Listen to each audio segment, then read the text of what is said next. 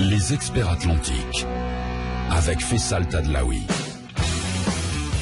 Si on vous doit de l'argent, si vous devez de l'argent à quelqu'un, vous ne savez pas comment faire pour vous en sortir, comment récupérer cet argent, ou comment négocier pour pouvoir étaler vos remboursements. Que se passe-t-il? Quels sont vos droits? Quelles sont vos obligations des créanciers, des débiteurs? Il est 10h09. On parle de recouvrement. Voici vos experts. Les experts atlantiques, jusqu'à midi. Je vous ai fait peur là ou je vous ai pas fait peur? Parce que c'était quand même le but de la manœuvre. Vous l'aurez reconnu dans un grognement de bienvenue, c'est Maître Mehelek Abdeboulem Mehelek, huissier de justice qui est avec nous aujourd'hui. Comment ça va, Maître Mehelek? Ça va, Faisal. Tout va bien? Merci beaucoup. Becher? Alhamdoulilah. Ça fait longtemps? Ça va, ça Il y en a qui disent, moins on vous voit, mieux on se porte. Mais nous, c'est le contraire. Ah, voilà. je sais que tu m'aimes. Bah oui, ça va. Donc voilà, c'est dit alors. On peut pas nous mettre du Céline Dion derrière tout ça parce que ça va le faire. Maître Hannibal, qui a enlevé ses rayures. Qui est sorti des barreaux. C'était volontaire. C'était volontaire, j'ai bien vu. Sauf la veste que vous avez cachée, vous avez pris soin de cacher derrière vous. Voilà, parce que je savais que vous aviez la même. Non, j'ai pas la même. Je me suis changé exprès. Là. Il y a un battle de chemises là, en ce moment. Là. Alors là, vous êtes tous les deux avec des chemises blanches. Là, on se croit deux Golden Boy de la City. Là. Voilà. Hein? L'union fait la force. La transparence. Quand on est habillé en blanc. Mais qu'est-ce que vous faites, Simhel? Vous avez deux portables là. Qu'est-ce qui se passe? Qu'est-ce qu'il y a? Je n'arrête pas de travailler et de répondre aux gens. Eh ben, alhamdoulilah, tant mieux. Qu'est-ce qu'il y a? Ah non, ça par contre, c'est pour le. Il a une petite voix aujourd'hui. Oui, je trouve. Il a une petite santé. Qu'est-ce qui se passe? Je cours tout le temps. Vous courez? C'est bien ça. Je n'arrête pas de courir. Non, en fait, il a bonne mine, mais il a l'air fatigué. Ça va chauffer, c'est un moteur diesel. Ça va chauffer. Tout à l'heure, hein. Oui, c'est vrai que c'est un diesel. J'ai oublié, on va le laisser prendre préchauffage. Faut oublier. Et un vieux, non, mais les diesels d'avant. Les diesels, maintenant, il n'y a plus besoin de les laisser chauffer, c'est par direct. Vous voulez qu'on parle mécanique ou on parle de recouvrement de... De recouvrement d'abord. Oui, parce que pour pouvoir se payer de belles mécaniques, il faut avoir de l'argent. Pour avoir de l'argent, il faut aller le récupérer. Pour aller le récupérer, il faut se faire payer. Et pour se faire payer, on fait appel à qui? Et il faut y aller en voiture. Et ben voilà, dans les experts, on parle de recouvrement de créances, vous nous appelez 05 22 95 36 70 ou 80.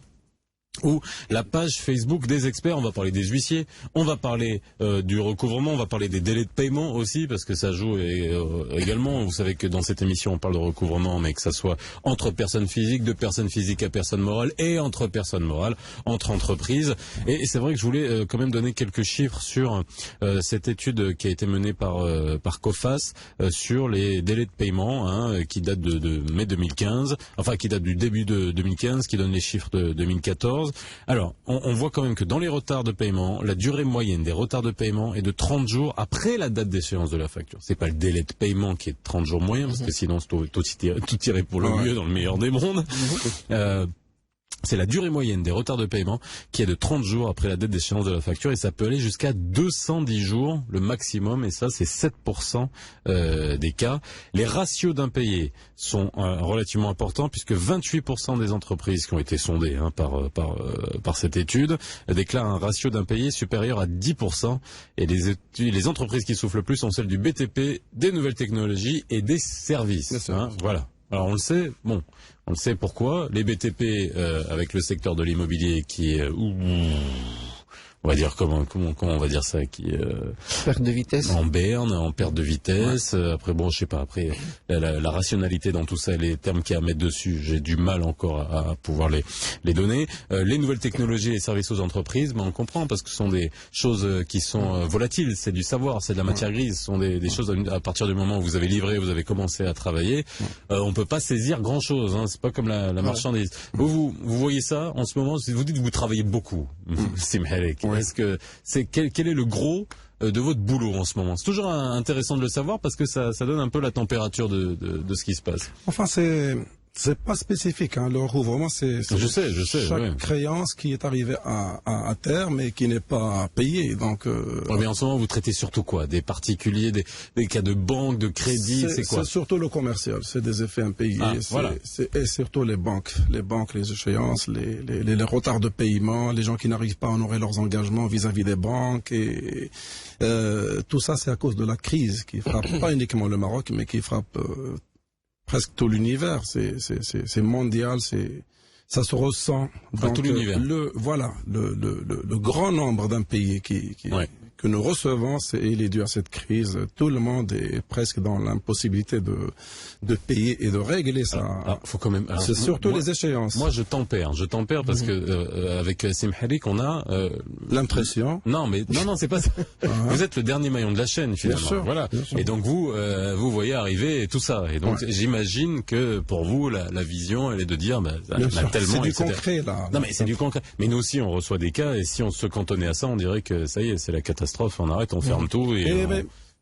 Mais il y a quand même des gens qui finissent par payer, par régler, par honorer leurs engagements, leurs dettes. Il faut pas voir uniquement la partie vide du verre. Comme disait Coluche, au début il siffle, après il tire.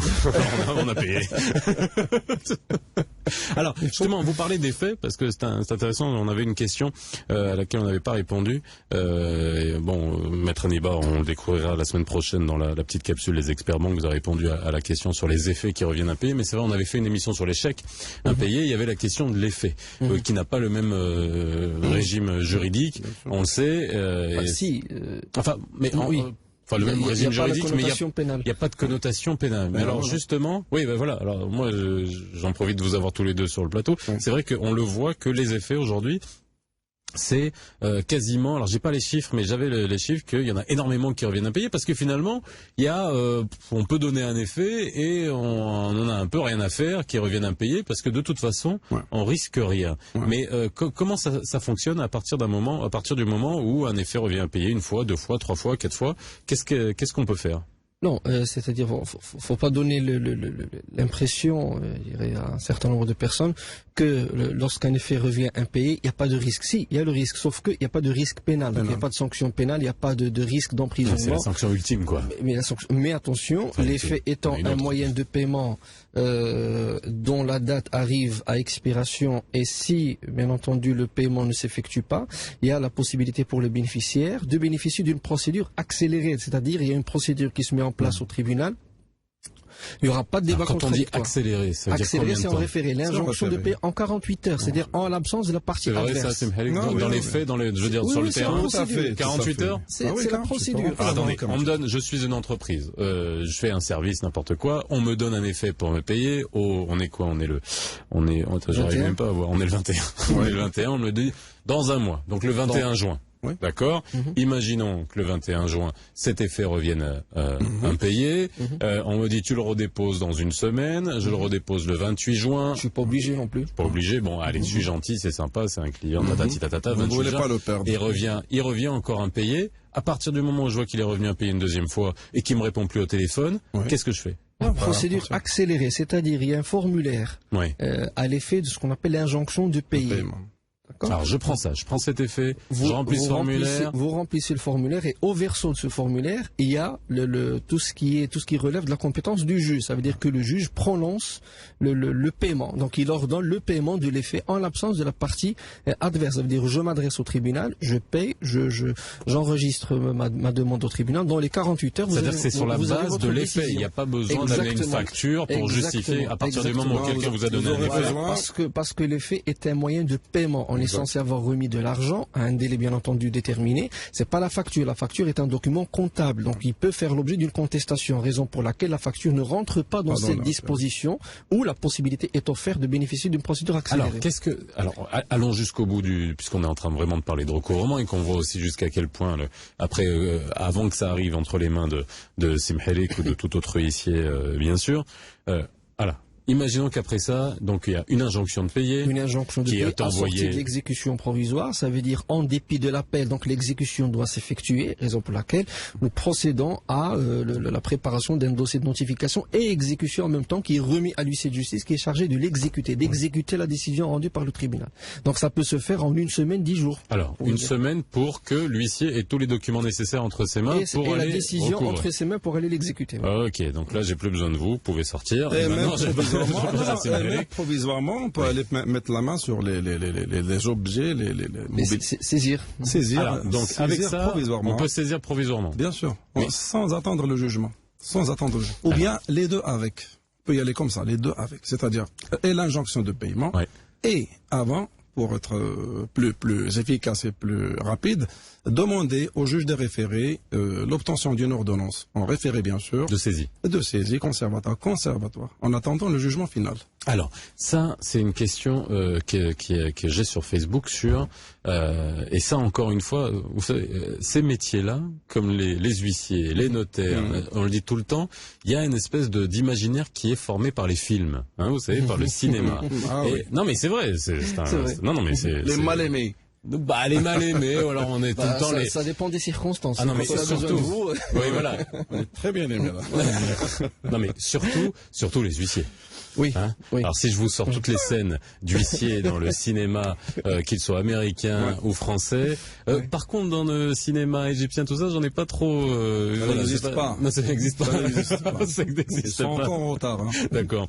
Alors, à ce niveau-là, il y a la valorisation. C'est-à-dire comment on voit dans certains films, vous allez me dire si c'est vrai ou pas, et comment c'est fait, lorsqu'il y a une saisie, lorsqu'on vient saisir, on a vu souvent dans des films l'huissier qui fixe lui-même la valeur de ce qu'il va saisir. Alors question, c'est-à-dire qu'aujourd'hui, voilà, imaginons que on reprend l'effet qu'on m'a donné, et imaginons que c'est un effet de 10 000 dirhams, hein, tout simplement, on me paye pas, etc. Vous avez l'ordonnance de saisie, vous avez l'injonction de payer, vous allez chez l'entreprise qui me doit de l'argent. Comment vous faites? Qu'est-ce que vous faites? Qu'est-ce que vous allez saisir pour 10 000 D'abord, dirhams? faut C'est à pas- votre appréciation? On parle pas de saisie d'abord immédiatement, dans le premier coup. Oui. Non, il faut être un peu souple et un huissier de justice avisé, normalement, ne passe pas directement à la vitesse suprême. Il négocie, il essaie de trouver des facilités, un compromis avec le débiteur, etc.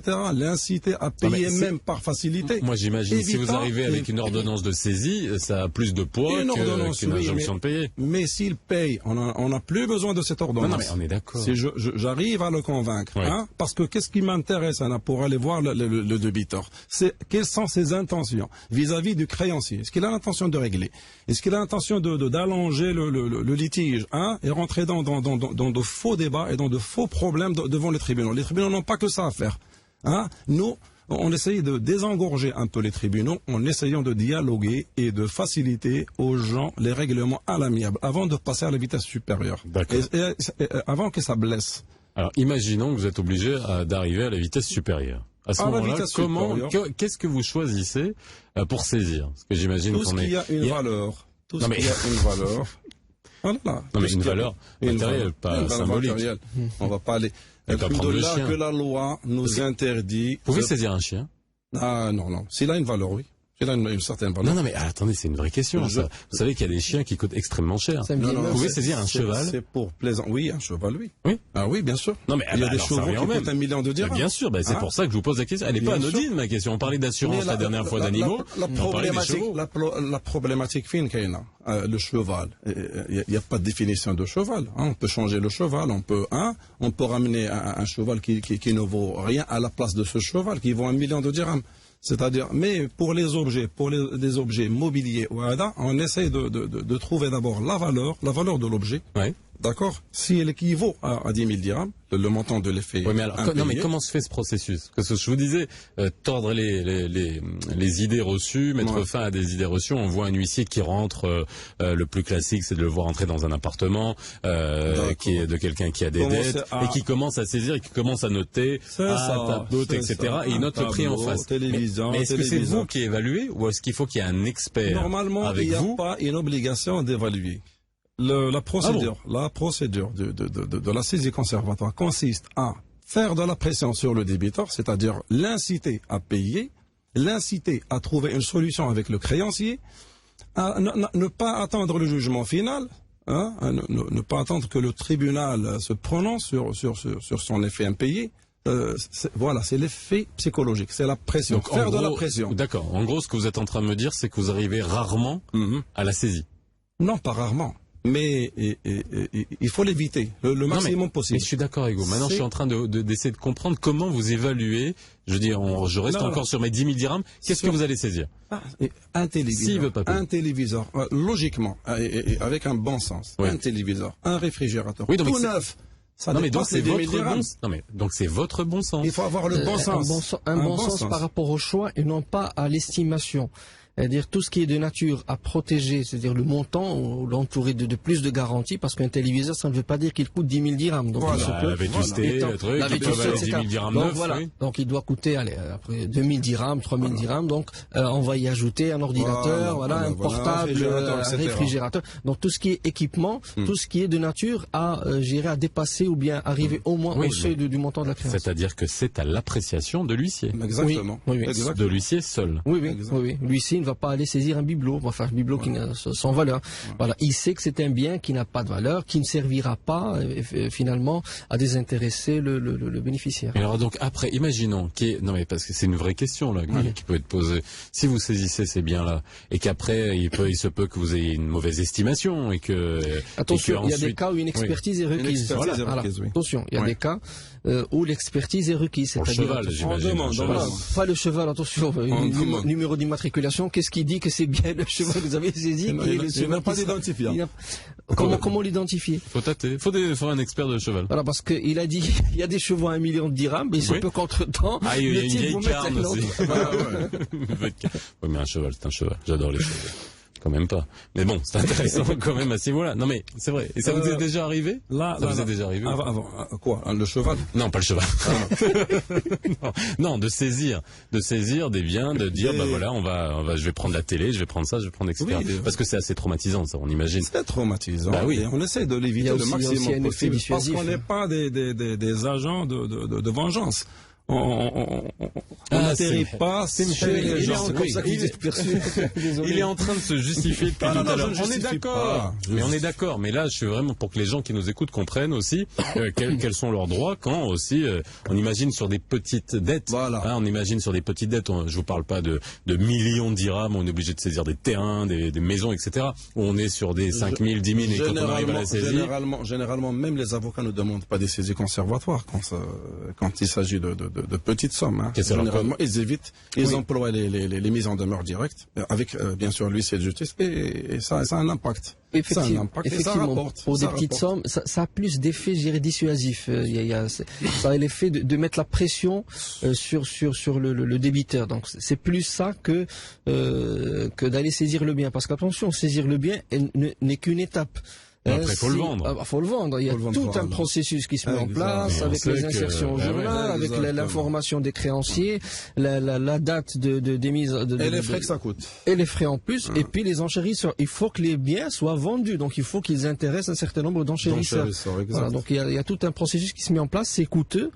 Donc effectivement, si l'avocat ne voit pas l'issue ou bien les biens ne serviraient pas éventuellement à ce qu'il encaisse son montant.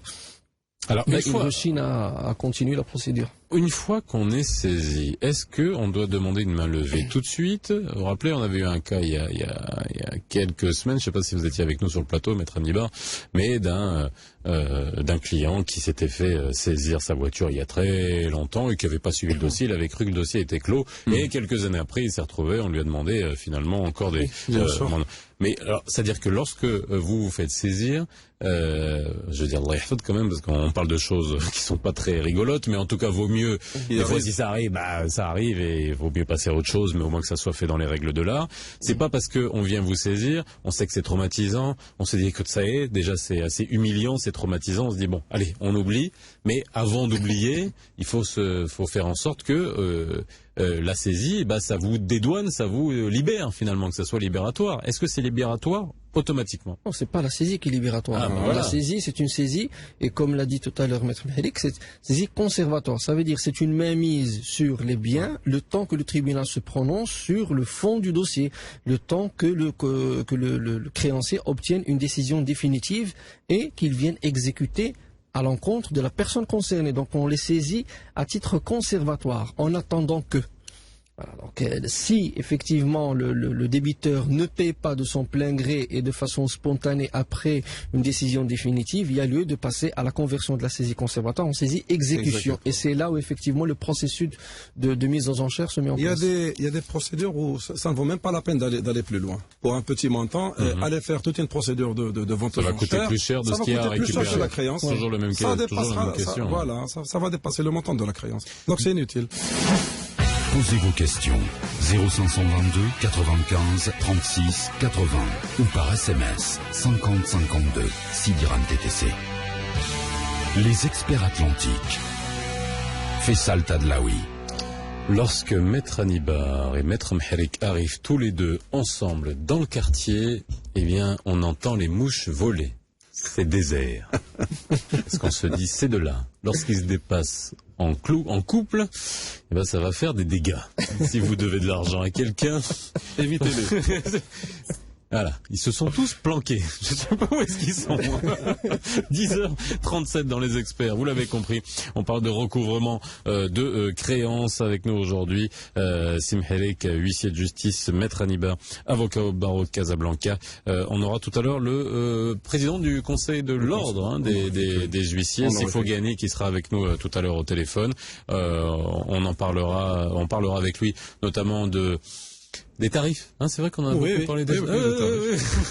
Ça nous intéresse, les tarifs. Bien sûr que ça vous intéresse, les tarifs, c'est tout à fait normal. Vous allez voir, on va répéter un peu les tarifs officiels, finalement, et vous allez voir à quel point ils sont ridicules, hein, tout simplement. Bah, j'ose le dire, tout simplement, c'est pas compliqué. C'est le mot. Ouais, c'est le mot. On a Hicham de Rabat, bonjour. Oui, bonjour, c'est Fassel. Bonjour Hicham. Bonjour à tous les vos invités, donc Maître Hannibal. Alors là, donc ma question, donc elle a donc je veux dire donc deux questions qui nous tracassent. Allez-y. On est des employés de société, donc qui a fermé les rideaux. Il y avait donc la majorité d'entre nous, donc il y a eu donc des crédits de consommation dans le cadre d'une convention entre la compagnie et la société, donc la société de consommation et donc la compagnie. Donc il y a donc, comme vous le savez, donc quand il s'agit de convention, ça veut dire il y a les mensualités sont payées donc à la source. Sont retenus à la source sur votre salaire. Retenus à la source, oui, tout à fait. Alors là, le problème, c'est que donc au moment donc la société, donc le propriétaire, donc il a fait donc une gaffe en épuisant sur la trésorerie, donc en investissant donc nos gains donc de la compagnie, puisque la compagnie donc elle avait donc beaucoup d'argent. Et là donc il a fait des erreurs d'investissement. La société a coulé. Il nous a fait donc beaucoup de mensualités, pratiquement 8 mensualités donc a été c'est-à-dire payées. Nous, la majorité d'entre nous, donc travaillons à l'étranger, donc nous avons à l'étranger. Tout à fait, oui. Nous n'avions pas donc des contacts permanents avec ces sociétés donc de consommation. Non, mais vous travaillez à l'étranger, c'est-à-dire? Oui, donc en déplacement, c'est-à-dire dans les cadres de l'activité de la société. D'accord, ok. Alors là, donc on s'est retrouvés, la majorité, donc les rideaux sont fermés, les mensualités qui sont retenues à la source ne sont pas envoyées donc à la société de consommation. Ah oui. Et là, donc on est c'est-à-dire, si je dois dire donc le mot, terrorisé par les huissiers, donc par les. C'est-à-dire qu'ils viennent vous voir vous directement. Oui, donc tout à fait. Donc tous les employés qui ont un crédit, qui avaient pris un crédit. Donc, si je veux dire 1000 employés. Ils ont vraiment donc tout donc ces problématiques. 1000 employés? Tout à fait, oui. Ben je voulais pas dire le nom de la société, donc faut pas donc de préférence ne pas le dire. Envoyez-la sur Facebook s'il vous plaît, si vous avez les moyens, parce que 1000 employés ça passe pas inaperçu quand même. Chez nous. Donc pratique, je vous dis donc c'est la pure vérité.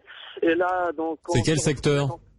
Le secteur maritime. D'accord, ok, bah voilà, c'est bon. Là, donc on s'est retrouvé donc face à face avec les maisons donc les sociétés de consommation. De consommation et de crédit, oui.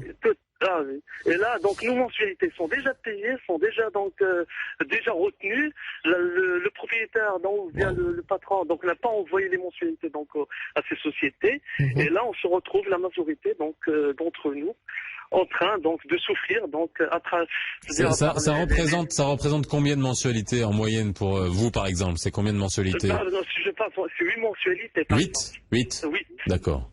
Ouais, alors, ça peut faire beaucoup avec les intérêts. Est-ce que la société a fermé entre-temps? Pardon? La société, elle est toujours en activité. Vous savez dans quel état elle est. Non, mais est-ce qu'elle est en activité ou bien en redressement ou bien elle a baissé les rideaux?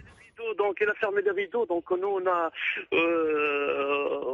on s'est retrouvés donc à la rue, donc avec ses mensualités sur le dos, et on savait pas quoi faire. Bon. La majorité d'entre nous, elle est en chômage. Non, mais j'ai bien compris. Alors. Et puis donc des mensualités d'avocats et tout ça, donc c'est vraiment. Ok.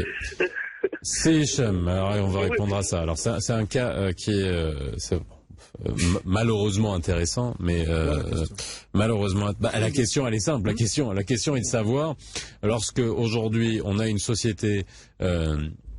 Alors là, c'est vraiment le cas inverse. On avait eu souvent des auditeurs qui étaient à la limite de l'irresponsabilité, qui lorsque quittaient une entreprise avec qui ils avaient pris un crédit grâce à une convention que l'entreprise avait avec une société de crédit ou une banque, lorsqu'ils quittaient l'entreprise, ils disaient ah bah tiens moi je vais plus payer, ça va être l'entreprise qui va supporter. Mais non, c'est pas le cas. Et là, par contre, on est dans le sens inverse où on est à la retenue à la source.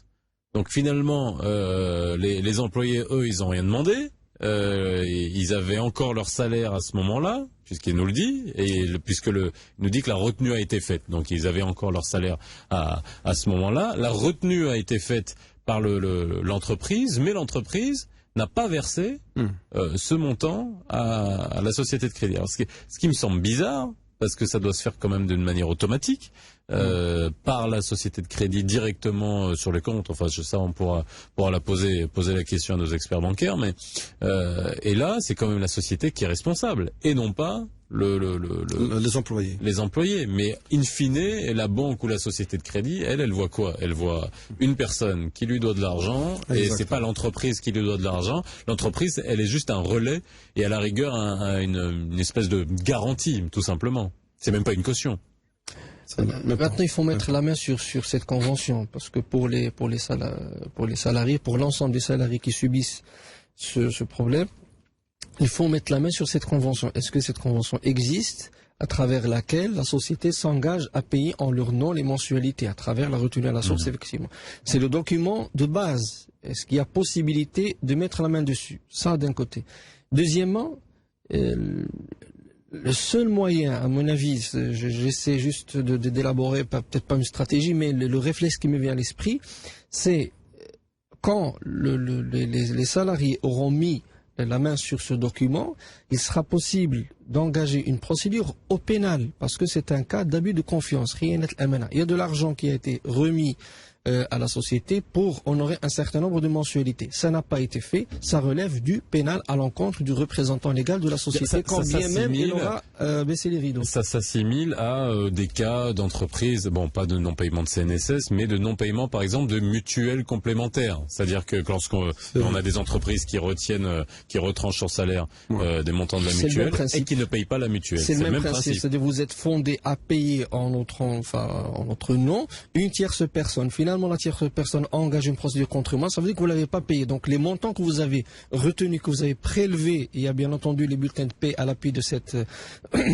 État, il faut engager une procédure au pénal et puis une enquête se mettra en place. Alors, il y a un principe très connu, je ne sais pas si on peut faire la jonction ou pas, donc ça dépend des éléments du dossier, parce que je ne les ai pas sous les yeux, mais éventuellement, il y aura possibilité de soulever, d'opposer un principe très connu en matière juridique, le criminel tient le civil en l'état. Ça veut dire que lorsqu'une procédure pénale... Le criminel tient le civil en l'état. Lorsqu'une procédure civile est liée à une procédure qui est pénale en cours, dont l'issue... c'est-à-dire l'issue de la procédure civile dépend de l'issue de la procédure pénale. Donc la procédure civile attend, il y a un sursis à trancher jusqu'à ce que le juge pénal se prononce sur l'issue de la plainte. Donc peut-être qu'à travers ce moyen, il y aura au moins dans un premier temps arrêter les procédures, le temps de vérifier si oui ou non les paiements ont été faits. Parce que finalement c'est quoi? Ces gens ont payé leur mensualité, donc il n'y a pas moyen de leur opposer une quelconque défaillance. Donc c'est le juge pénal à travers une enquête qui sera menée à l'encontre du représentant légal de la société pour justifier si là on est quand même sur des centaines de personnes. Raison de plus, ça veut dire ça devient plus gros, ça devient plus lourd pour le représentant de la société. C'est Hicham, vous êtes toujours là? Alors, là vous en êtes tous, c'est-à-dire qu'est-ce que vous avez fait face à ça? C'est la question que je voulais poser, Hicham. On est donc on est harcelé, donc on n'a pas entamé donc de procédure judiciaire. Vous êtes quand vous dites harcelé, c'est comment? Oui, c'est par des envois, donc des huissiers. Donc, de relance. Il y a des envois de lettres, oui, donc de relance. De relance et des mises en demeure. Tout à fait. Donc, si vous payez pas donc ces mensualités, donc on sera obligé d'entamer donc les procédures judiciaires contre vous. Un huissier donc il passe pratiquement chez eux donc tous les semaines. Et là vraiment ça nous harcèle. Justement, c'est Hicham. Je voulais vous poser la question. Est-ce que les huissiers passent chez vous? C'est-à-dire, dans quel cadre? C'est-à-dire, exécutoire, notifié? Non, pas exécutoire, juste informer donc Non, les documents qu'ils vous remettent, est-ce que c'est des relances? C'est des lettres de mise en demeure? Tout à fait, donc une lettre de couleur, dans un premier temps donc bleu, et dans un deuxième temps qui est rose, ouais. Ça veut dire... Non, je ne parle pas des couleurs. Parlez-moi du contenu, s'il vous plaît. Est-ce que c'est des mises en demeure? Une mise en demeure, si vous ou c'est des titres d'exécution? Non, pas titre d'exécution, juste une mise en demeure, s'il vous plaît. Donc, vous paierez donc tellement temps, sinon, donc on va entamer la procédure. D'accord. Donc il n'y a pas encore de procédure là qui est engagée. Voilà.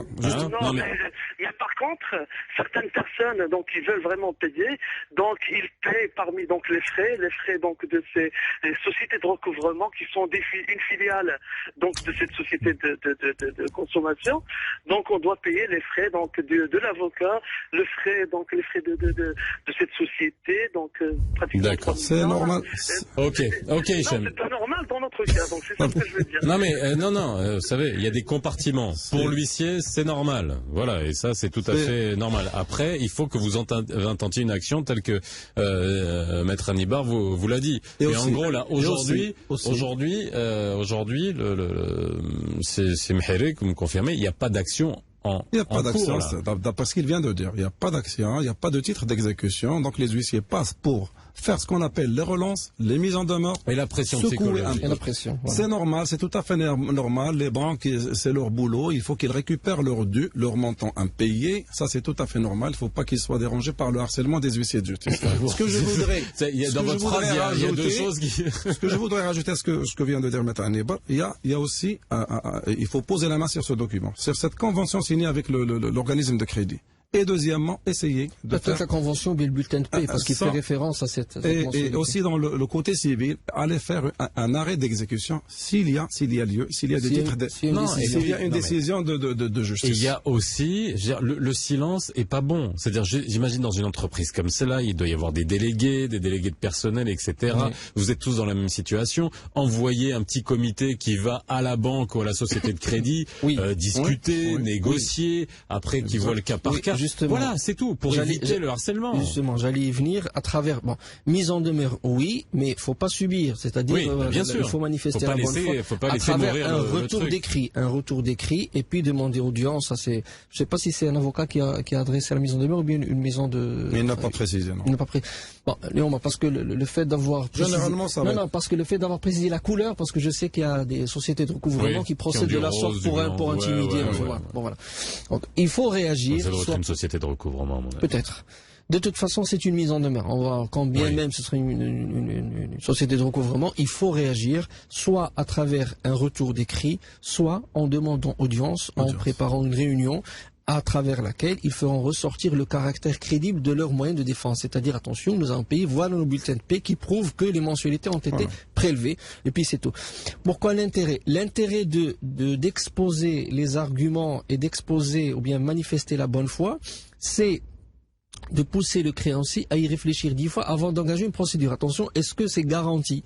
Finalement, les gens contre qui on devrait diriger une procédure prétendent que le paiement est effectué. Ils ont des documents à l'appui. Donc, les préparer préalablement à ce que la procédure ne va pas se dérouler aussi facilement que vous croyez. Donc, il y aura une procédure en cours au pénal, etc. Donc, trouvons une solution ensemble. Et puis, s'il y a lieu de conjuguer les efforts pour diriger l'action contre le véritable responsable. Analysons la chose. J'imagine que pour un établissement de crédit qui doit avoir devant lui des centaines de gens qui sont en incapacité de payer sur un même dossier, ça va leur coûter bonbon en termes de frais judiciaires, etc., taxes, etc. Donc là, la démarche qu'ils ont en ce moment, c'est quand même du harcèlement. De relance. Non mais alors, Oui. la limite, elle est où, ce harcèlement? C'est-à-dire qu'il y a un moment, première mise en demeure, deuxième mise en demeure, après il faut passer ça à la justice et il faut arrêter d'harceler les gens. Oui, soit on sûr. passe à la justice, Ouais. soit on arrête. Exact. Ah. Alors, oui, parce que là vous me dites, Semheli, que faut pas se sentir dérangé par le harcèlement. Là, c'est dur quand même, hein, vous savez, Oui. quand les gens arrivent de chez vous toutes les semaines, vous imaginez les voisins. Je parle de l'action. Ah ouais. L'action, elle est tout à fait normale. Oui, mais pas répétitive. Il y a un moment, vous en tant qu'huissier, vous allez dire, Non, pas répétitive. vous allez dire, chef, j'ai déjà envoyé la première mise en demeure. Ouais. La deuxième, c'est lisse. Non, même- C'est ça? Oui, oui, tout à fait. Oui ou non? Oui, même la banque, elle va arrêter de relancer. Ah non, mais Ça y est, apparemment, c'est pas le il cas. va passer à ce qu'on appelle le recouvrement forcé. C'est-à-dire aller devant les tribunaux. Parce que l'amiable n'a rien apporté. Et puis une mise en rapporté. demeure, ça coûte de l'argent aussi. Ça hein. coûte de l'argent aussi. Oui, surtout multiplié par 100, j'imagine, Voilà. alors 200, 300 ou 400. Ça fait un petit pacte. hein. Oui, Bon. non, mais moi, je dis la limite. La Elle limite, est c'est, où? Non, mais limite. c'est important de le souligner. Ouais. Parce que Simhelik, encore une fois, dans tous les métiers, que ce soit les avocats, que ce soit les architectes, que ce soit les notaires, que ce soit les juges, que ce soit les huissiers, Ouais. il y a des bons, il y a des Il y a moins des bons. mauvais. Ah Bon, oui. Ah. alors imaginez un Non, bon, il y a huissier, des mauvais. un huissier qui veut faire du zèle et qui veut vraiment pourrir la vie à quelqu'un, j'imagine qu'il peut le faire. Mais quelle Non. est la limite? Non, mais Maître c'est pas Amibar? l'huissier. L'huissier, il agit à la demande du créancier. Non, mais on est d'accord. Hein? Oui, mais c'est le créancier, plus il a un huissier efficace. Il parle et du zèle. Voilà, le L'excès zèle. de zèle. Ah, l'excès de zèle, On c'est- parlait souvent du harcèlement des sociétés de recouvrement dans la manière de faire les choses, d'appeler, de passer, Ouais. voilà, d'avoir un. Oui, une- il y a des voilà, limites, effectivement. Et voilà. Oui, Alors, mais il y a pas de limite. Je veux dire, juridiquement parlant, il n'y a pas de limite. D'ailleurs, il y a pas, non, alors, il y a pas de limite de nombre, par exemple. il n'y a avant pas de que- limite. Il n'y a pas de limite. Dans le Vous respect, En termes de trouverez- mise en demeure. Vous ne trouverez aucune disposition dans la loi qui précise, qui conditionne le nombre de mises en demeure Ah bon adressées. Ah ben, vous ne trouverez pas ça dans un texte de loi. Maintenant, est-ce que les gens sont habilités à aller porter la chose au tribunal afin de dénoncer le harcèlement pour obtenir une décision qui ferait jurisprudence? Je n'ai pas connaissance de l'existence d'une telle décision à l'heure actuelle. C'est-à-dire qu'aujourd'hui, je peux vous envoyer, vous pourrir la vie tous les 2 jours en vous envoyant 400 mises en Non, mais demeure. vous non, portez non. plainte. Attention, Dans la pratique. attention. Dans si- la pratique à Faisal, ça ne se passe pas comme ça. Comme on vient de le dire, une mise en demeure par huissier de justice, c'est pas gratuit. Donc, même la banque, elle va penser 5 fois, avant d'envoyer les huissiers à 5 fois? Ah, bien sûr. Sinon 10. Parce que 10 fois? Oui. Parce Ah que ouais. les mises en demeure, c'est pas gratuit. Donc ça Ça va prend du coûter. temps, mais- Ça va coûter ce que ça va coûter. Et chaque fois c'est répétitif. Et le nombre de 1000 qu'on vient de dire, c'est Hicham, c'est pas de la rigolade. Donc le harcèlement, je ne pense pas que ça va être de la part des huissiers de justice. Mais ça existe. Non, mais ensuite, il y a un élément très important. Le fait d'envoyer plusieurs mises en demeure pour le même sujet, pour moi, le réflexe que j'exprime face à une situation pareille, ça décrédibilise, je dirais, la demande. Donc, si vous pensez que la teneur de votre première mise en demeure est bien fondée, vous allez passer à l'action juste après. Lorsque vous dites sur la première mise en demeure, vous avez 8 jours pour vous acquitter, et puis vous envoyez une deuxième, ça veut dire que vous n'avez pas agi dans les 8 jours, vous n'avez pas porté l'affaire en justice dans les 8 jours. Vous me renvoyez une mise en demeure ou vous me dites encore 8 jours. Donc ça veut dire que il y a quelque chose qui vous bloque. Donc ça décrédibilise considérablement la demande. Est-ce que Hicham est toujours là? Est-ce qu'il est au bout du fil? Vous écoutez, donc alors, moi, vraiment donc vos réponses. Mais j'ai une petite question aussi donc à vous poser.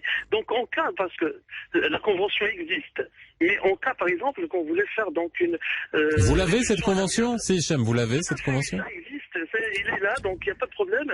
Mais en cas on voulait donc vraiment. Et c'est Hicham, je vous ai pas dit si elle existe ou pas. Est-ce que vous l'avez?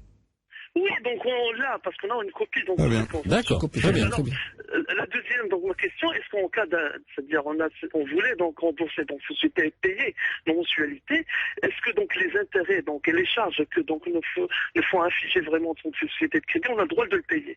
Est-ce qu'il y a une solution ou bien donc un article ou quelque chose dans la loi qui nous permet de ne pas payer vraiment donc ces charges de plus? Alors, Donc, mais parfois, j'ai une autre. je C'est Hicham, j'ai bien compris votre question, on va y répondre. Mais moi, la question que j'allais vous poser, est-ce qu'aujourd'hui, vous payez, je vous parle pas des 8 traites qui n'ont pas été payées par la société, est-ce qu'aujourd'hui vous payez les traites Le restant. qui courent? Tout à fait, oui. Donc la D'accord. majorité d'entre nous, donc ils ont continué à payer, mais il y a toujours donc ces charges, ces intérêts que la majorité d'entre nous donc refuse de les payer. Donc nous, donc on a donc sur les 8 mois, il y a beaucoup de charges. Quelles charges? Les intérêts de retard. Par exemple, donc les intérêts de retard. Non, les intérêts, oui, mais non, les intérêts, oui, on comprend, mais les charges, de quelles charges parlez-vous?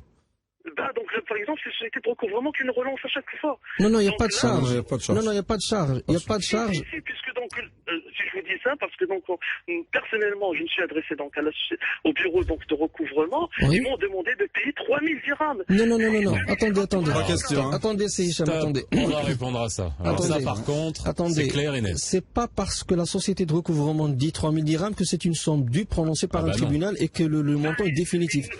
Bah, vous Ils les... nous l'imposent, Bah, vous- au moment donc de négociation, ils nous disent voilà, donc ces charges, c'est impossible donc de les railler. Il faut payer donc 3000 dirhams pour le bureau de recouvrement Non. et 2000 dirhams pour les frais de l'avocat. Non, Ça fait. Il a lâché les bras. Non, ce que je vous dis, c'est que c'est une somme qui n'est pas exigible, c'est Et le une café. somme qui n'est pas déterminée par Voilà. la loi. Vous vous déplacez à la dite société afin de les informer du fait que vous êtes de bonne foi et que le montant a été prélevé de Voilà. votre salaire. C'est tout. Ça veut dire que je suis pas censé aller payer une charge au-delà du paiement de la mensualité, parce que je ne suis pas défaillant. Si je suis défaillant, j'assume, je négocie le montant des dites charges, je sais pas comment on appelle ça. Mais dans l'état actuel des choses, vous n'avez pas à payer ni 3000 dirhams. Vous vous déplacez à la société afin de les informer que vous avez payé et que vous êtes de bonne foi et qu'une tierce personne a dérobé, a détourné ce montant et qu'une plainte sera déposée à leur encontre. Mais alors, C'est tout. voilà, ça, ce sont des pratiques. Ce sont des pratiques et c'est pas nouveau. On avait déjà eu ça de sociétés de recouvrement qui vous facturent finalement, des frais, etc. En gros, c'est à vous de payer ce que doit payer finalement la société qui attaque, parce que il se peut que ça soit bien fondé, que ce soit Voilà. non fondé non plus. Voilà. Donc il y a un moment, vous n'allez pas payer la société de recouvrement. C'est pas Non, la société de tout à fait. recouvrement. Tout à Son fait. client, c'est C'est la la banque. société Exactement. créancière. C'est la maison. Exactement. Voilà. Voilà. Oui, Parce que, d'accord. parce que le créancier, qu'est-ce qu'il demande? Je mandate une société, éventuellement une tierce personne, afin de récupérer ma créance. C'est un Ça service. veut dire, si par exemple, la société de recouvrement avait relancé la personne pour payer un montant de 10 000 dirhams. Donc, si le débiteur se présente avec 10 000 dirhams, la société de recouvrement ne paiera pas son client pour une histoire de 1500 dirhams peut-être de frais. Oui. Donc, on empêche à ce que le Bien client, sûr. le créancier a encaissé sa somme, Le principal. le principal. Je fais en sorte de ne pas donner suite ou bien de ne pas Ouais. satisfaire mon client pour une histoire de 1000 dirhams, 1500 dirhams. Ça n'a aucun sens. Ça, c'est de la même manière, c'est comme si l'huissier qui venait vous déposer la mise en demeure ou venait vous déposer sa facture. En gros, c'est la même chose. Voilà. Non. Donc, Non. c'est le même principe. Non, mais c'est le même Ah, principe. vous parlez du principe. Bah, Moi, je bah oui. parlais du concret, non. On dépose pas de facture, Non, mais on dépose. je sais. C'est le de principe. paiement. Le principe. Voilà. Je sais. Il est sur la défensive aujourd'hui. Je sais pas ce qu'il a aujourd'hui. C'est Hicham, pour, entre parenthèses, il vient de subir ce qu'on a appelé tout à l'heure l'impact psychologique, les relances, Oui. les mises en demeure, Voilà. les sommations par huissier. Tout ça, le résultat il est bon. Hein. Il a réagi, il se plaint, donc il a l'intention de régler, il cherche comment solutionner le problème. Voilà, donc c'est ça ce qu'on appelle l'impact psychologique. Posez vos questions. 0522 95 36 80 ou par SMS 50 52 6 dirhams TTC. Les experts atlantiques. Faisal Tadlaoui. De retour sur le plateau des experts aujourd'hui, planquez-vous si vous devez de l'argent, car nous sommes là, l'équipe est là, Maître Anibar, Maître Mherik, ils sont là habillés de la même manière, je te jure, ça fait peur, ça fait peur. Lunettes sur le nez, chemise blanche avec les manches retroussées, voilà, ils sont prêts à bondir, donc n'hésitez pas à nous appeler 05 22 95 36 70 ou 80, la page Facebook des experts, on parlera tout à l'heure du montant, des tarifications, des prestations des huissiers. C'est vrai que si vous avez déjà écouté l'émission, vous le savez déjà. Si vous le savez pas, vous allez tomber des nues. Et puis, restez avec nous. On en parle dans quelques instants. On a Hassan de Rabat. Bonjour. Bonjour. Bonjour, c'est Hassan. Merci, c'est Faisal. Mais de rien. Je suis maintenant un habitué de l'émission. Je suis médecin. Vous êtes médecin? Ah oui, je suis médecin. Vous êtes quoi? Généraliste, spécialiste, quoi? Je suis spécialiste en anesthésie réanimation et traitement de la douleur. J'ai déjà intervenu lors de la journée quand vous avez abordé les assurances. Oui. Pour dire que... C'était pour les IPP. Ah oui, les IPP. fait le certificat de complaisance. Bon, je m'en rappelle. Alors, mais par contre, ma question aujourd'hui, là, un petit peu, qui montre que je suis un petit peu débile, entre parenthèses, oui. Parce que... Bon. On vous le dira. Oui, d'accord. Alors, moi, je dois de l'argent, non pas à une société ou à une personne, mais à l'État. Oui. C'est pas une grosse somme, c'est une somme aux alentours de 7500 dirhams. Oui. Alors, j'étais médecin dans la région de Rachidia et j'étais logé de droit. Oui. Alors, logé de droit, il y a des textes qui attestent comme quoi je suis logé de droit. D'accord. Alors, apparemment, j'ai déposé tous mes papiers, j'ai travaillé pendant 4 ans, je ne payais rien. Mais le dossier qui était censé me libérer, soi-disant, du fait que je paye le logement, n'a pas été traité. Alors, en 2002, je quitte le logement de fonction. D'accord. Je suis à Meknès. Alors là, je suis surpris du fait que le dossier qui marquait ma cessation de travail a été traité avant que le dossier qui me dispensait de payer le logement, qui était déjà envoyé en 99, c'est-à-dire le dossier l'Imcha Al-Fayn ou Jouj, oui. traita, le dossier l'Imcha sur le Fayn. D'accord. Ah oui. Donc en 2004, on me surprend par une amputation sur le phalange. Ah oui, directement. Directement. Ah oui, ça rigole pas, oui. Alors, sans problème, moi j'ai essayé, donc j'ai déposé une plainte. En fait, j'ai essayé de chercher, j'ai trouvé que tout le dossier a été envoyé au domaine qui se traite. Alors, il faut dire que entre 2004 et 2015, j'ai connu tous les responsables du domaine qui ont une relation avec le service. D'accord. Bon. J'ai un papier. Vous avez un bon carnet d'adresses maintenant. Justement, j'ai un papier qui atteste comme quoi j'ai réclamé mes droits avant que ça passe les 4 ans qu'il y a un autre taqadum ou D'accord. Mais après, voilà, je me suis dit, qui يقولوا في المثل المغربي لا يمسك من دومي. Donc, j'ai laissé tomber. D'accord. Donc en gros là, ces 7500 dirhams, ils vous les ont déjà ponctionnés. Et vous posez la question de savoir, pour le principe, comment les récupérer. Oui. Comment les récupérer, sachant que Mais vous êtes plus fonctionnaire maintenant, si? Non, je suis toujours fonctionnaire, je suis à Meknès. Ah, vous êtes toujours fonctionnaire. D'accord. Je suis toujours fonctionnaire. D'accord. Ok. Merci. Alors, merci beaucoup en tout cas, Si Hassan. Et on va garder votre numéro parce que comme ça, si on a besoin de contact au domaine, on vous appellera. Étant donné qu'il connaît tout le monde maintenant. Bon, c'est vrai que là, on est dans un domaine un peu particulier. Oui. Ça concerne l'État et relations avec les fonctionnaires. Les fonctionnaires sont régis par un code qui est spécifique. Mais bon, on va essayer de prendre le principe de la chose, qui est que là, c'est sans aucune autre forme de procès. Voilà, c'est-à-dire il pourrait y avoir une erreur, ça peut être justifié, j'en sais rien, mais le problème dans ce genre de cas, c'est que on ponctionne. Et puis après c'est khalas quoi, mais directement, on n'a même pas le choix d'aller payer ou pas, on vous prélève. Qu'est-ce que Maître Hannibal? Écoutez, tout dépend des documents que détient Si Hassan. S'il est établi qu'effectivement il aurait dû bénéficier de ce logement à titre gratuit, oui, est-ce que c'est défendable ou pas, mais tout dépend des documents qu'il détient entre ses mains. Donc, je n'ai pas malheureusement accès à ces documents pour voir si c'est défendable ou pas. S'il le dit, ça veut dire que oui, donc il en a bénéficié. Il faut faire attention à 2 éléments très importants. Il faut que si action il faut qu'elle soit intentée dans le délai prévu, c'est-à-dire éviter la prescription. Si les réclamations se sont suivies de manière à interrompre à chaque fois le délai de prescription et remettre le compteur à 0, oui, ça c'est la condition. Alors, question qu'on va poser à Si Hassan qui est importante, parce que même si on n'aura pas tout le détail de ce qu'il peut faire, mais déjà pour la prescription, Si Hassan, ça vous a été ponctionné quand? Ça a été ponctionné en 2004. En 2004. Et même les responsables, ils attestent comme quoi mon dossier il est correct. Sauf que la dernière réponse que j'ai reçue, c'est que il faut qu'il y ait une réunion entre les responsables du domaine et les responsables du ministère de la Santé. Mais ce que j'ai déduit moi-même, c'est que cette différence recevoir un dossier en 99 et ne pas le traiter, et traiter le dossier qui était reçu en 2002, celui qui a traité le dossier de 2002, s'il n'a pas vu le dossier de 2009 qui me donne droit, donc il a fait le bon travail. Mais c'est-à-dire c'est un problème de la procédure de traitement des dossiers des fonctionnaires. Alors eux, ils sont d'accord, c'est-à-dire ils m'accordent mes droits. Mais pour le rendre opérationnel, le ministère de la Santé m'envoie au domaine et le domaine m'envoie chez le ministère de la Santé. C'est le ping-pong.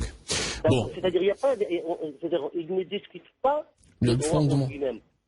Le fondement. D'accord, mais bon, ce qui est important, c'est que vous avez rompu la prescription, c'est-à-dire depuis 2004, parce que d'après ce que vous me dites, vous avez envoyé des courriers, vous êtes allé vous plaindre, etc. Donc ça, c'est pas le. D'accord, donc c'est pas le souci. Eh ben très bien. Alors, maître Hannibal, bon, c'est vrai que là, on est dans les méandres de l'administration. C'est après, surtout lorsqu'il nous dit que chaque ministère se renvoie là, enfin ministère de la santé et les domaines se renvoient l'un à l'autre. Là, on est dans des procédures administratives. Oui, procédures administratives. Il faut attendre, soit privilégier cette opération. Puis, est-ce que le montant mérite d'intenter une action en justice en cas de tribunal administratif? Problème perdu. Mais pour le principe, oui. Bon, à la rigueur, oui. De toute façon, on est d'accord. Laisser courir les choses, peut-être que ça réglera à un moment donné le problème. C'est Mharik. Oui. Il est en train d'écrire un roman. Vous devriez écrire un roman. Inch'Allah, sur les exécutions. Non, mais ça va. Non, mais attendez. Les exécutions. Rajoutez un mot, rajoutez un adjectif derrière exécution, parce que, oui. Judiciaire, bien. Ouais, voilà.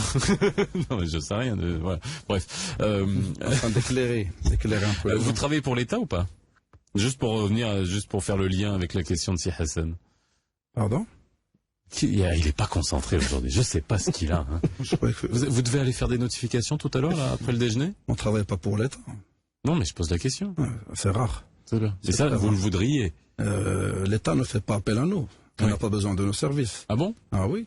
Et pourquoi? Il y a beaucoup d'argent. Il y a ses équipes. Il y a beaucoup d'argent. Non, il y a beaucoup d'argent qui est dans la nature.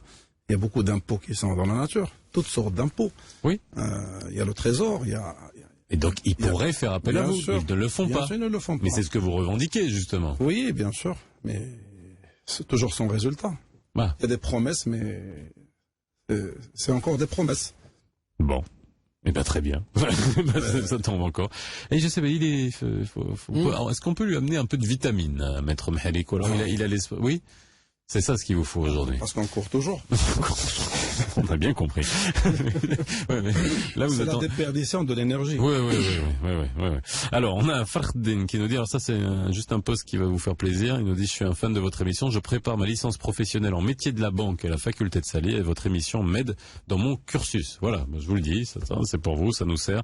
Pour vous dire que des fois, les gens qui nous écoutent, ça nous permet de les remercier encore une fois, tous nos auditeurs qui sont soit à l'étranger, et on a des auditeurs vraiment de profils complètement différents et beaucoup d'étudiants aussi qui vous écoutent et qui nous écoutent. Voilà, vous leur faites pas peur. Maître Mharik. Ils sont en train d'apprendre. On est là pour eux, Ils sont en train d'apprendre de vous. Alors revenons. Mais si Mharik, par rapport, Maître Mharik, j'oublie tout le temps qu'il faut les appeler Maître, les huissiers, par rapport aux tarifs. Revenons sur les tarifs. Alors c'est vrai que il y a une nouvelle grille tarifaire qui a été mise en place en 2015, enfin fin 2014. Alors vous allez nous redire les tarifs d'avant et les tarifs de maintenant pour que les gens qui nous écoutent comprennent bien. Au départ. Oui. Tout à fait au départ. Ouais. Avant les tarifs, je dirais que cette profession-là, elle manquait énormément au puzzle judiciaire du Maroc. Il a fallu que cette profession naisse c'est-à-dire complète un peu le schéma et le paysage judiciaire au Maroc, juridique au Maroc. Au départ, avant d'arriver les tarifs, je voudrais parler de la qualification, de notre qualification, de la formation que nous avons subie. C'est une profession, l'ijab dorof. On subit pas une formation. C'est-à-dire,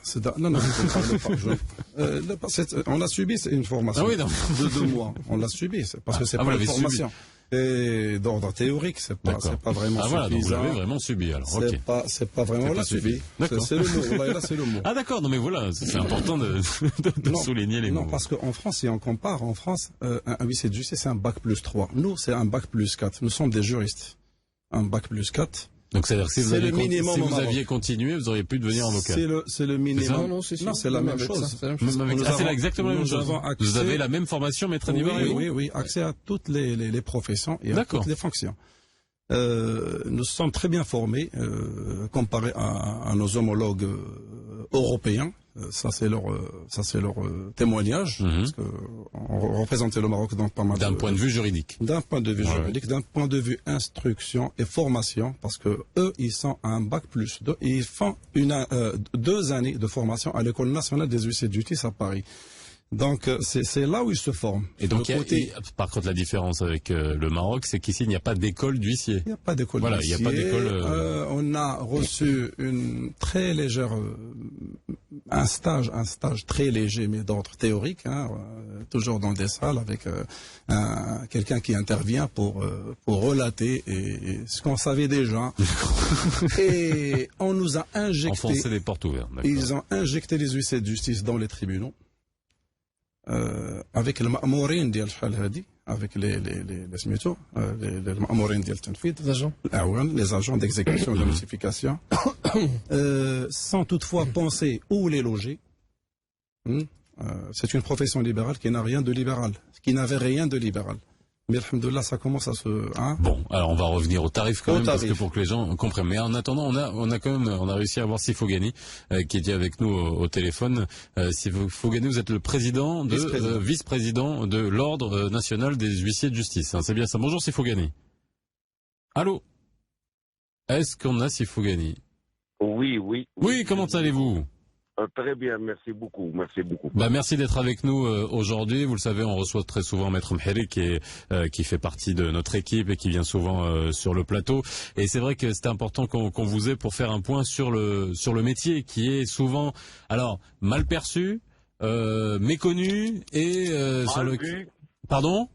Mal vu. Oui. Ouais. Alors comment vous expliquez ça? Bon, je tiens tout d'abord à vous remercier infiniment. Je remercie mon collègue. Je vais parler en arabe et en français afin que faites comme vous voulez. Soit clair.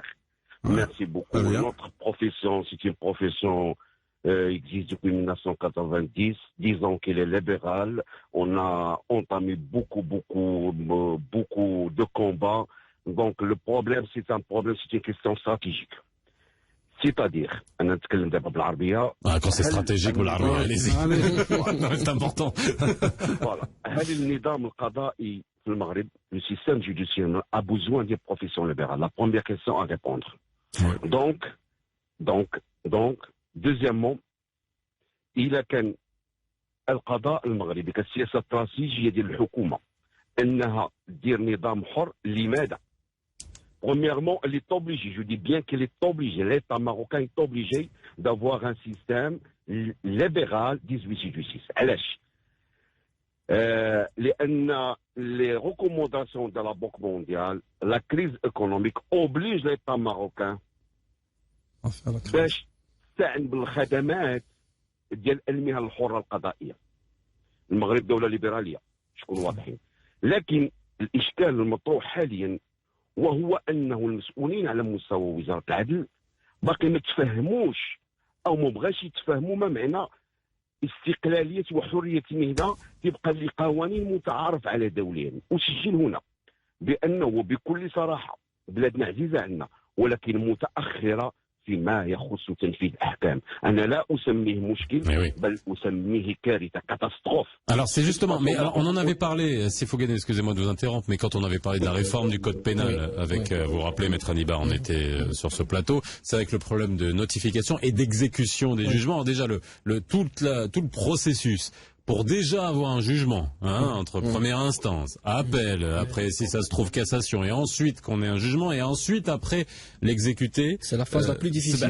Donc en gros, ça paralyse la justice, ça la décrédibilise. C'est-à-dire que même quand on arrive à avoir un jugement, vous avez du mal à le faire exécuter. Et ça c'est une vraie question qui est posée au ministère dans le cadre de la réforme, Sifo Ghani? Oui, c'est une vraie question de l'état de droit. هل احنا محتاجين فعلا دولة الحق والقانون تتجسد في تنفيذ الاحكام؟ هذا هو الاشكال. تنفيذ الاحكام اليوم ما عندناش حنايا، كاين تحسن على مستوى التنفيذ بفضل نو كونفرير في المغرب بالرغم من الظروف اللي كيعيشوها. ما عندناش الاليات الحديثه لي نوفو مويان les moyens de faire une bonne exécution rapide, efficace, transparente. C'est ça le problème qui existe au Maroc. Les huissiers travaillent sans moyens, c'est-à-dire accès à l'information. Deuxièmement, adresse à jour. Il n'y a pas d'adresse à jour. Troisièmement, ما عندناش استعمال قوة عمومية. La force publique. Oui, on a du mal à... واحد الوقت وجيز باش الناس تعلم بان هناك تنفيذ احكام. الخطير في الامر ليس اللي يتعلق بتنفيذ الاحكام في المغرب، بل هناك عده قوانين موجوده في المغرب في الورق ولا تنفذ. هذا الاشكال اللي مطروح في المغرب. على شوف، خذ مثلا مدونه السير، خذ مثلا الضرائب، خذ عده امور اللي هي تتاكمل. علاش؟ لان التشريع كيخرج ناقص وما كيتعطاش للفاعلين، سيتادير les acteurs qui sont les huissiers de justice, les moyens. Je ne parle pas d'argent, moi. Je parle des moyens pour arriver à exécuter et exécuter en humain. Alors, Sefogani, j'aimerais parler justement de la profession d'huissier, parce que c'est la question que je pose depuis tout à l'heure à Sim Khalek, je vais vous la poser aussi. Parlons parce que il y a aussi beaucoup de choses que les gens ne savent pas. C'est que les tarifs des huissiers sont normalement réglementés. Mais quand on voit le niveau, quand Sim Khalek nous avait dit les niveaux réglementaires qui sont prévus pour la profession d'huissier, on est quand même sur des niveaux ridicules. Alors il y a une espèce de, je sais pas si ça s'appelle une mise à niveau des tarifs qui a été fait pour 2015, mais avant 2015, pouvez nous dire, pour que les gens qui nous écoutent comprennent, combien sont payés les huissiers, sont censés être payés les huissiers sur les différents types d'interventions? Je parle premièrement de la première tarif qui existe depuis 90 jusqu'à 1990 jusqu'à 1980. Il y avait pour notification 3 dirhams. Notification, attendez, on va le dire bien. Notification, 3 dirhams. 3 dirhams. C'était, et puis, c'est changé en 15 dirhams. En 1990 jusqu'à 1994. Et si les conservatoires, il y avait 30 dirhams, c'est-à-dire 3 euros. 30 dirhams. Et la tarif de 2006 jusqu'à 2014-2015, il y avait pour une notification 30 dirhams et pour une saisie conservatoire 50 dirhams. Et là, aujourd'hui, et un maximum d'exécution qui ne dépasse pas 4000 dirhams avec des tranches. Aujourd'hui, on a pour une notification 50 dirhams. Et on a pour une exécution de saisie conservatoire 150 dirhams et des pourcentages, elle a été élevé le maximum à 10 000 dirhams, de 4 000 dirhams à 10 000 dirhams. Mais je dis bien, vous avez dit que c'est ridicule. Moi, je dis que ce sont des tarifs d'esclavage. Par raison d'esclavage. Mais alors expliquez-moi. Non, mais c'est une question que je pose sincèrement. Après c'est pas, je la pose à Sim Khalek, je l'ai déjà posée, mais aussi pour que les gens nous écoutent comprennent. Comment un huissier gagne sa vie? Parce que c'est pas possible avec ça. Vous allez pas me dire. Comment il gagne sa vie? Parce que ça dépend des régions. À Casablanca, on arrive à gagner notre vie. Mais c'est-à-dire avec des tarifs comme ça ou en faisant d'autres tarifs? Non, en faisant des conventions avec des sociétés comme les banques, comme les assurances, pour l'identification par d'autres tarifs qui sont conventionnels.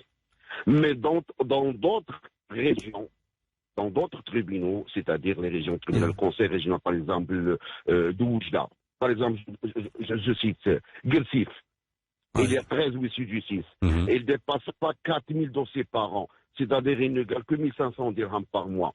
Et on leur demande de faire une exécution efficace et rapide. Par quels moyens? C'est ça le problème. Les gens, ils sont en chômage. Même ils sont des huissiers de justice, ils sont dans quelques villes qui gagnent leur vie. Et dans ces quelques villes, il y a des huissiers de justice qui gagnent. Ça va, c'est bien. Il y a des moyens, il y a encore des pauvres. Je ne vous cache pas, même à Casablanca, on a des huissiers qui sont pauvres. Premièrement.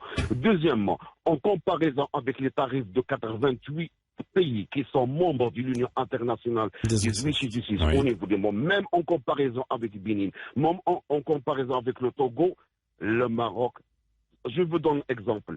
C'est à 10 euros au Togo, la notification. Au Togo. 10 euros. Ouais. Oui, au Togo. Je dis bien Togo, je dis pas la France. Hein. Ah oui, là, c'est pas au même Ouais. endroit. En Algérie, c'est 20 euros. En Tunisie, c'est 150 euros. C'est 15 euros. Donc, pourquoi? Deux choses.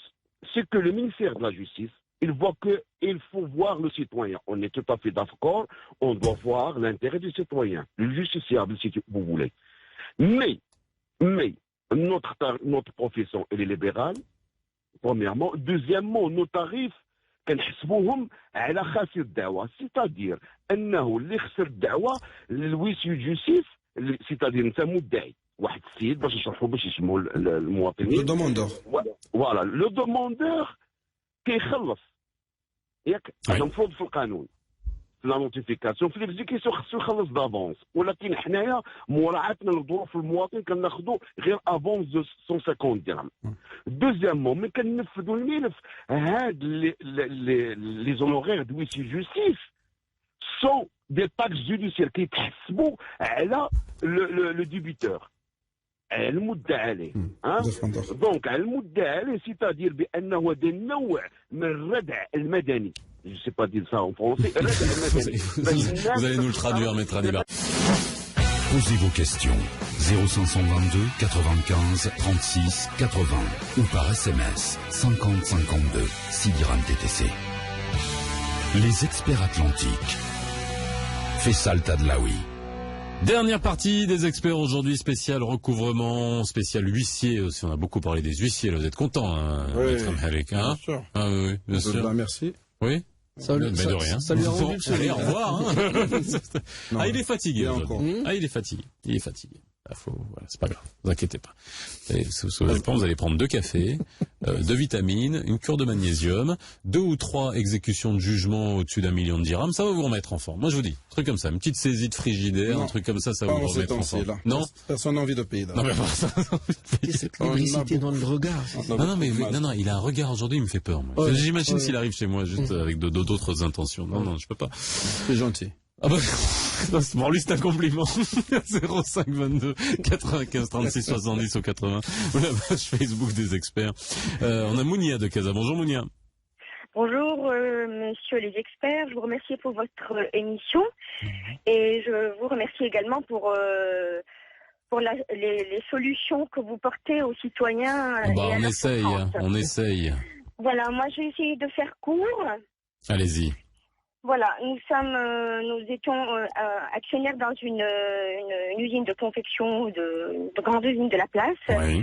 Actionnaires avec des Syriens, enfin j'arrête. D'accord. Donc à la suite de plusieurs escroqueries, nous avions décidé de céder nos actions en contrepartie d'effets. Donc on nous a remis des effets, 3 effets, puisque nous sommes 3. Ma mère, mon frère et moi, des effets nominatifs, chacun a reçu des effets des 3 frères, parce qu'ils sont 3 frères actionnaires également, donc pour céder nos actions. Nous avons cédé ces actions dans un cabinet de fiduciaire, un cabinet assez connu sur la place, qui nous a dit vous pouvez accepter ces effets, ça pose pas de problème. Et en contrepartie, nous avons cédé et signé la cession d'actions sur des effets sur 3 ans. Donc le cabinet était tout à fait d'accord sur l'acceptation de ces effets sur 3 ans. Arrivé à l'échéance, bien entendu, ces effets sont revenus impayés. D'accord. Donc nous sommes allés les voir en leur disant c'est quoi cette histoire, nous avons cédé nos actions en contrepartie de ces effets sur 3 ans en plus. Vous aviez un effet chacun, excusez-moi Mounia, un effet chacun ou c'était plusieurs effets par personne? Un effet chacun. D'accord. D'un montant global de 10 millions de dirhams. Ah oui, d'accord, quand même, oui. D'accord. Donc nous sommes allés les voir en leur disant voilà, c'est pas normal, etc. Oui, mais on est vraiment désolé, c'est qu'on a investi assez sur un projet immobilier. Nous avons utilisé votre argent pour ce projet immobilier. Et les appartements ne se sont pas vendus. Soyez gentils, attendez que les appartements se vendent et on vous rendra votre argent. On leur a dit écoutez, on est désolé, mais nous avons cédé des actions, c'est pas notre problème, votre projet immobilier. Ils nous ont donné d'autres effets en payant à chacun 170 000 dirhams chacun, moins ce qui est resté. Donc on a pris, on a accepté d'autres effets qu'on devait représenter en 2011. Donc c'est une affaire qui date depuis 2007. D'accord, 2007, en 2010, on a versé les effets qui sont payés, on est allé, ils nous ont donné d'autres effets, mais cette fois-ci, on n'était pas du tout, malheureusement, devant des gens de loi. On était, c'était un accord tacite. On a pris des effets et on est parti. En 2011, donc sur 3 mois, on devait représenter les effets. On a représenté les effets qui sont revenus impayés. Encore une fois, pour la deuxième fois. Nous avons intenté une action au pénal puisque c'était, on nous a dit, voilà, ce serait intéressant d'aller au pénal étant donné que c'est une suite d'escroqueries, c'est pas normal, patati patata. Et donc au pénal, on avait obtenu la fermeture des frontières et quelques autres actions, mais ils se sont arrangés pour que cette action au pénal soit refusée et qu'on nous demande d'aller au commercial. Donc on est allé au commercial, ils nous ont dit il faut payer la taxe judiciaire. Nous n'avions pas les moyens de payer la taxe judiciaire. Et voilà. Qui vous a dit ça? Quand vous dites on nous a dit, c'est qui? C'est la caisse au tribunal. Nous avions pris deux avocats à qui on a donné pas mal de sous parce qu'il fallait bien avancer. Non mais alors Mounia, avant qu'on aille plus loin dans votre dossier, je vois déjà, je suis pas gestionnaire de grande entreprise, je suis pas, je m'occupe pas d'une industrie, je suis pas capitaine d'industrie, mais déjà la première chose que déjà une fiduciaire vous dit, vous cédez vos actions contre des effets à échéance à 3 ans. Je commence moi à me dire ça sent le poney déjà parce que quand on vend des actions et quand on cède des actions on doit être payé sur place. Je veux dire, je vois même pas, je ne vois même pas l'intérêt, je vois même pas l'intérêt de céder des actions en disant en donnant une échéance à 3 ans. Ça c'est la première des choses. La deuxième des choses que je vais poser comme question à Maître Annibar, vous inquiétez pas Mounir, on continuera avec votre 2 cas parce qu'il doit sûrement y avoir à savoir où est-ce que vous en êtes aujourd'hui, mais 3 ans. Est-ce que ça existe à 3 ans? On sait qu'il y a une durée de prescription pour le chèque. Pour les faits, il n'y en a pas. Alors justement, c'est peut-être pour ça. Hein, c'est peut-être une mauvaise interprétation de ce que prévoit la loi. La prescription de l'effet, elle est de 3 ans, mais à compter, c'est-à-dire de la date d'échéance. Lorsque l'effet revient impayé lorsqu'il est présenté, c'est à partir de cette date que le délai de 3 ans commence à être comptabilisé. Mais il n'y a pas de... Non, pas la date d'émission. Ah, c'est pas comme le chèque où le chèque, on sait que c'est 1 an et 20 jours. Non. Pour les faits, je peux donner un effet à 10 ans? Alors, ça, c'est le premier côté pour les 3 ans.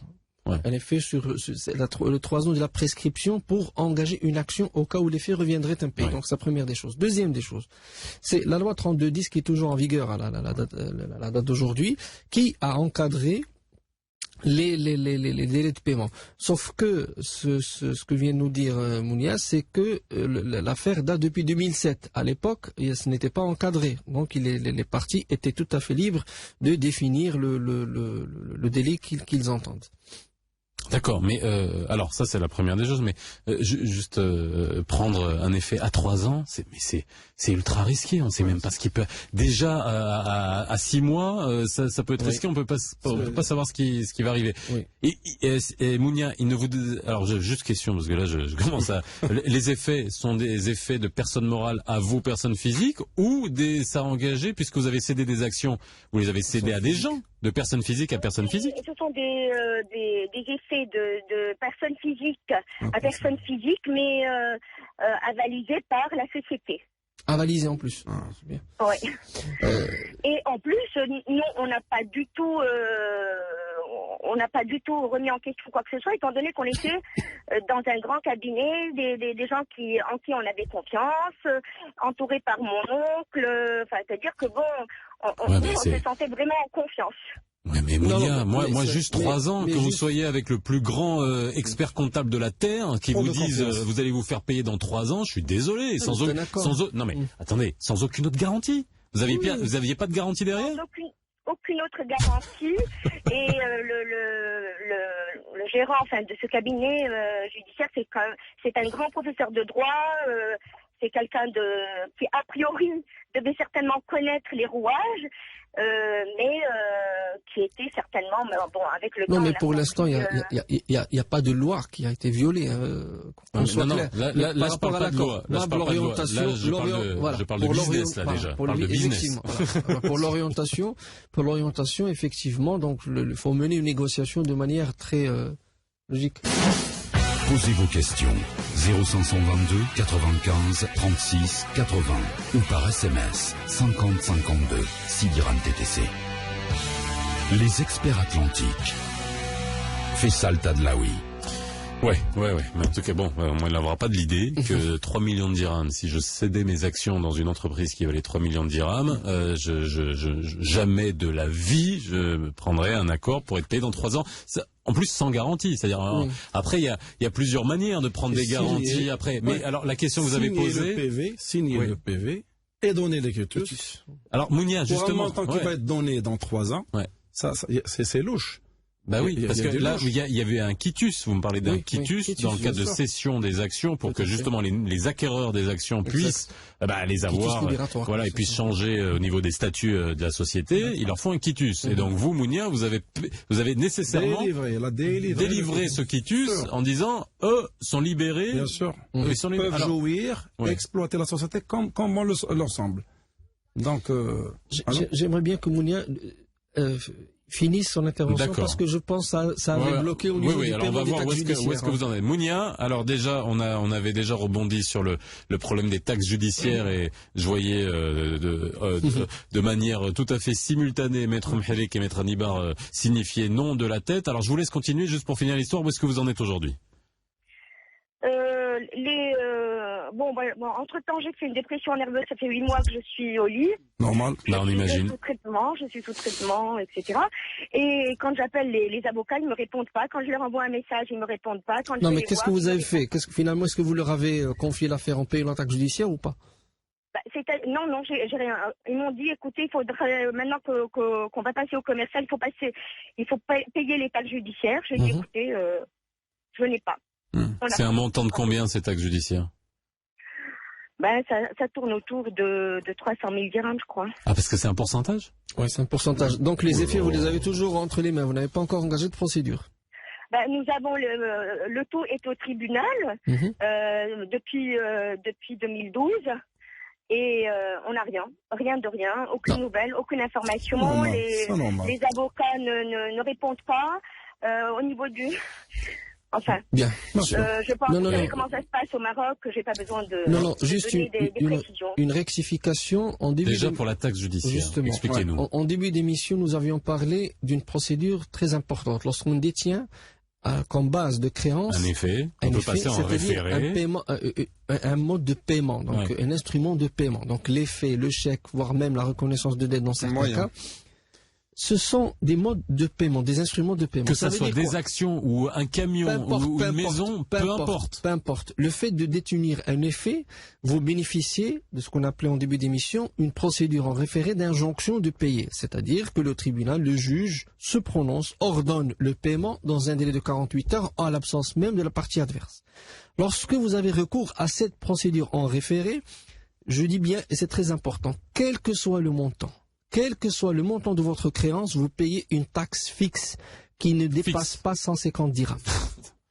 Alors, quand est-ce que vous payez 1%? Parce que le taux, c'est effectivement un pourcentage. Alors ça, pour la procédure en référé pour l'injonction de payer, quel que soit le montant, vous ne payez pas un pourcentage sur le montant, vous payez une taxe fixe. Oui. Quand est-ce que vous payez un pourcentage effectivement qui est de 1%? Donc ça doit... oui, sur 10 millions. Sur 10 millions, ça fait beaucoup d'argent, effectivement. Ça fait 1 million, oui. Lorsque vous optez pour la procédure au fond, la procédure classique, la procédure où il y aura un débat contradictoire, effectivement, la procédure au fond... Ça se paye avant? Ça se paye avant. Toute procédure, on paye avant. Alors, l'avantage de la première procédure d'injonction de payer, c'est que le juge... quand même.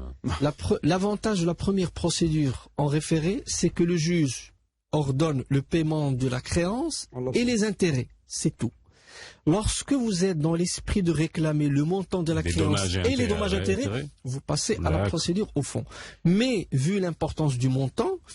Donc c'est-à-dire, alors juste une chose, parce que là, sincèrement, je pense que c'est une suite d'incompétence notoire que ça soit d'un point de vue business ou d'un point de vue juridique. Je suis désolé, à l'écoute de ce que j'ai, de ce que j'entends, parce que vous avez un effet. Sous réserve, de toute façon, parce qu'on n'a pas les éléments. À la lumière de, on le répète tout le temps, à la lumière de ce qu'on entend et de ce qu'on nous livre, bien sûr. Donc si je me base seulement sur ce que nous a dit Mounia, elle a un effet entre les mains, prenons juste son cas, en oubliant les deux autres actionnaires, prenons juste son cas, elle a un effet de 300 et quelques mille dirhams, 3 millions et 300 000 dirhams entre les mains, un qui est revenu impayé une fois, un deuxième qui est revenu impayé. Aujourd'hui, on l'a mené en bateau. Oublions le côté mauvais conseil business déjà de la chose. Oublions-le parce que ça peut pas être jugé. Sauf si on arrive à démontrer que derrière il y a un autre type de magouille, mais à ce moment-là, c'est autre chose. Là, il n'y avait pas à aller au pénal. Il n'y avait rien de justifié d'aller au pénal. Rien de justifié d'aller au pénal. Et là, aujourd'hui, c'est-à-dire que même avec ça, si la prescription a été rompue, elle peut aller pour une action en référé. Alors, j'aurais compris le pénal, pourquoi? Parce que, j'aurais compris, hein, je le préconise pas. Oui. J'aurais compris parce que ce sont des effets émis par un certain nombre de personnes de nationalité étrangère. Il y a un risque pour que ces personnes s'enfuient. Mais l'information importante qui nous a été donnée concerne l'aval de la société. Donc, ce sont des effets avalisés par la banque. Par une personne. Donc, il y a une garantie. Donc, la dernière des choses à laquelle je penserai, c'est un recours pénal. D'abord, déjà, les faits ne le permet pas, et finalement, la procédure pénale, elle a recadré les choses et les a ramenées là où il devrait être le premier jour. Ça veut dire la procédure civile, c'est-à-dire la procédure commerciale, parce que le commercial est intégré dans ce qu'on appelle la procédure civile. Alors, ce qu'il aurait été, je dirais, facile de suivre, c'est une action en référé, injonction de payer. 48 heures, vous avez une décision entre les mains, valable pendant 30 ans. Avec cette décision, c'est une société qui opère, selon les dires... Dans l'immobilier, donc il y a du patrimoine. Donc il y a des biens saisissables. Mounia, ils sont en activité, là. Ils sont pas en faillite, ni quoi que ce soit. C'est-à-dire qu'ils ont vidé de leur coquille les sociétés avec lesquelles on était actionnaires, et bien entendu ils se sont dirigés vers l'immobilier dans lequel on n'a rien. Oui, mais en plus vous avez un effet à leur nom propre, intuitu, personné. Oui, tout à fait, mais ils ont tout mis au nom de leurs épouses et de leurs enfants. Non, alors... Même s'ils ont mis bon, on va rentrer dans d'autres considérations. Il y a ce qu'on appelle l'action polienne. L'action polienne qui permet d'aller intercepter, d'aller faire annuler toutes les procédures qui tendent vers l'appauvrissement volontaire du débiteur au détriment des intérêts de son créancier. Donc, c'est-à-dire ce qu'on appelle en France la mise volontaire en faillite personnelle. Ce qu'on n'a pas, cette notion, on l'a pas chez nous, mais en gros, on organise sa faillite personnelle, mais on s'entoure de ses enfants, sa femme, son père, sa mère, etc. Ce sont des actes attaquables en cas de besoin, et on peut obtenir gain de cause là-dessus. Bon, alors, juste parce que là, franchement, je vois soit une armée de bras cassés autour de vous, et je pense que c'est pas le cas. Très mal conseillé, soit des bras cassés, soit des gens malhonnêtes. Alors bon, quand vous dites qu'il y a votre oncle derrière, j'ai pas envie de dire ça. Est-ce qu'elle connaît les comptes bancaires de ces gens-là? Est-ce qu'ils ont des comptes bancaires? Est-ce que la procédure est saisie? Mais non, là, c'est géré n'importe comment depuis le début. C'est-à-dire que... De toute façon, pas besoin de connaître, enfin justement, parce que et ça, ce sont un petit peu des techniques de travail, lorsque le montant de la créance est un montant assez important, parce que c'est quand même un montant. On procède par des saisies arrêts. Donc je n'attends pas à aller chercher le compte bancaire. Je fais une saisie arrêt auprès des 5 banques principales au pif. Voilà, et on tombera certainement sur un compte appartenant à l'un quelconque des tireurs. Bon, mais en tout cas, moi c'est déjà l'origine de la dette qui est pour moi très douteuse. Vous me le sortirez pas de l'esprit. Je n'ai jamais vu de transaction à quelque niveau que ce soit avec un paiement on va dire intégral au bout de 3 ans. S'ils avaient échelonné encore à la rigueur sur plusieurs effets, à 3 mois, à 6 mois, à 9 mois, 1 an, alors là j'aurais compris que certains reviennent à pied. Mais à 3 ans, en 3 ans, quelqu'un peut s'enfuir. le moment de la signature. Oui, Mounia, maintenant, faut faire avec ce qu'on a. Oui, non, mais je le dis, mais je suis désolé pour Mounia, mais ça permet aussi aux gens qui nous écoutent de pas faire les non, mais mêmes pour erreurs. rassurer Mounia, ça dépend de la procédure qui a été engagée actuellement, parce qu'elle a dit qu'il y a une procédure, et en même temps, on dit que, bon, vu le montant important des taxes judiciaires, on n'a rien fait. Donc, il n'est pas encore trop tard. Donc, s'il y a une action qui aurait été engagée dans l'esprit d'un référé, c'est-à-dire une injonction de payer, c'est un jugement valable pendant 30 ans, exécutable à travers plusieurs procédures, une saisie à repris de compte bancaire, saisie sur fonds de commerce et saisie des biens appartenant à la société, surtout si elle opère dans le cadre immobilier. Bon, donc il y a des biens saisis. Vous savez ce qu'on va faire, Mounia, puisqu'il est 11h57, je propose à Maître Hannibal, vous contacterez Mounia hors antenne pour avoir un peu plus de détails sur cette affaire, si on peut plus vous aider, en tout cas vérifier que vous pouvez intenter une action en référé tel que vous le dites, qui puisse avoir une action très très rapide, quoi, et sans payer les taxes judiciaires, parce qu'entre 150 dirhams et 300 000 dirhams, il y a quand même qu'elle cherche des numéros de compte bancaire. Bon, mais bon, ça après j'imagine qu'elle est pas dans cet esprit-là. Là. Elle nous dit qu'elle a fait une dépression et on la comprend. Elle va pas être dans l'esprit combatif. Faut au moins qu'elle sente qu'il y a une possibilité juridique de réamorcer, puisque même ses avocats ne lui répondent plus. Donc moi, je vous dis sincèrement, sur cette affaire-là, il y a ça sent mauvais, ça sent le poney, il y a baleine sous caillou, comme on dit. Demain, on recevra Monsieur Boulahjoul du CNPAC, du Comité National de Prévention des Accidents de la Circulation, et j'ai Maître Alami qui m'appelle au téléphone, vous voyez, j'ai même pas encore fini l'émission, et qui est en train de nous écouter, qui m'a déjà appelé tout à l'heure pour vous... Mais j'ai pas donné